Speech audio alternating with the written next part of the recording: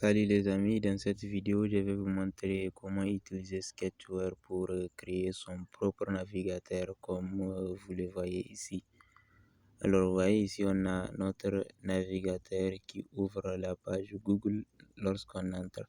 Là, on peut chercher par exemple HTML, on clique sur Cherche.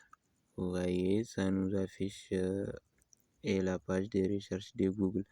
On peut zoomer avant, on peut dézoomer arrière. Là, si c'est en train de télécharger, on peut cliquer sur le croix pour arrêter le chargement. Et on a le bouton pour retour. Si ça ne veut pas retourner, ça nous affiche fin.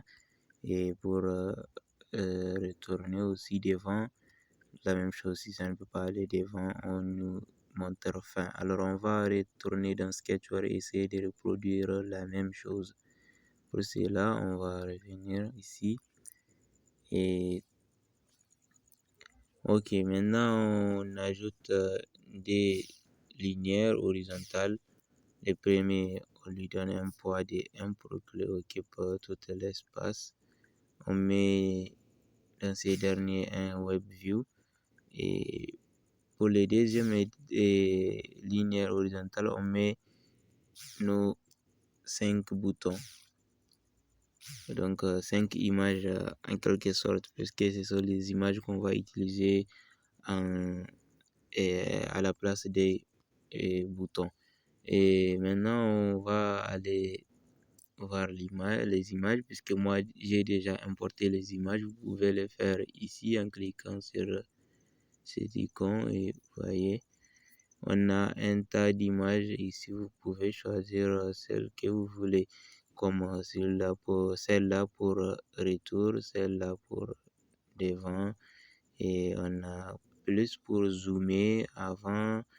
Il y en a tout, vous pouvez les voir ici. Alors maintenant, on retourne, juste on va les utiliser.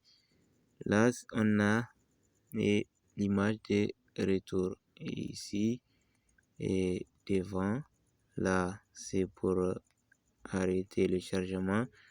Et là, pour les boutons zoom devant ou bien zoom et ici pour dézoomer. Et vous voyez, les boutons sont très petits ou bien les images sont très petites. Maintenant, pour que ça soit visible, on va ajouter un padding, par exemple padding de 10.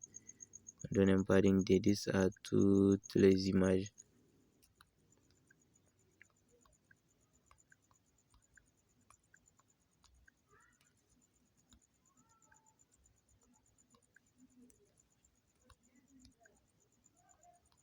Ok, c'est bientôt fini. Voilà, on a les paddings. Maintenant, on change les centrages. On centre toutes les images. Ensuite, on donne un poids de 1 à chaque image pour qu'il occupe la même place dans linéaire. Ok. Vous voyez, ça commence à le faire. Voilà, maintenant tout est rangé dans notre linéaire 2. Et maintenant, on va enlever les paddings des linéaires en soi-même, lui-même, si je peux le dire comme ça.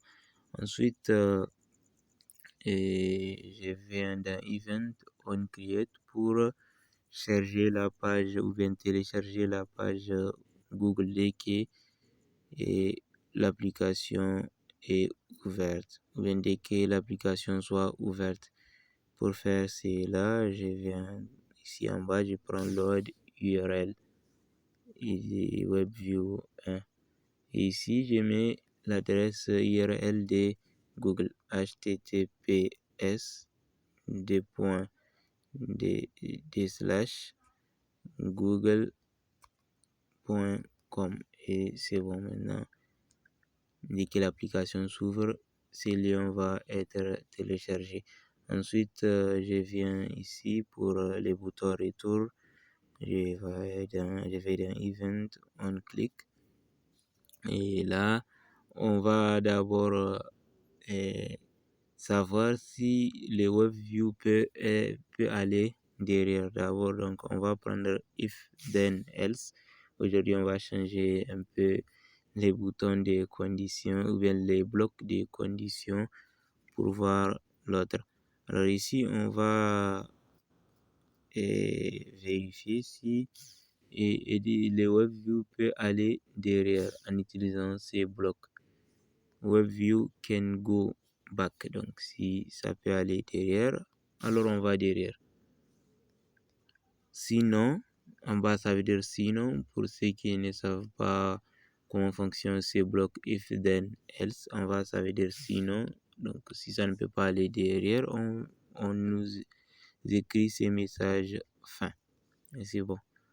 On retourne pour les boutons devant, c'est la même chose. Pour un if, then, on va dans view.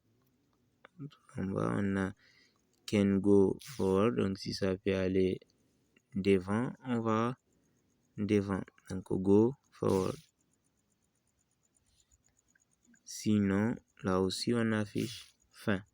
Et c'est bon. Ok, c'est fait. Et pour arrêter les téléchargements, on va, pour aller les charger, pour arrêter les chargements, on va ici dans View, on cherche Stop Loading. Ok, pour arrêter les chargements. Ensuite, pour zoomer, nous allons utiliser Zoom In. En bas, voilà, on a Zoom In. Donc, zoomer. Et maintenant, pour dézoomer, là aussi, on a un bloc qui fait ça, qui nous permet de faire ça. Donc, c'est le bloc Zoom Out. Donc. Et je pense que c'est bon pour l'application. On peut installer, voir.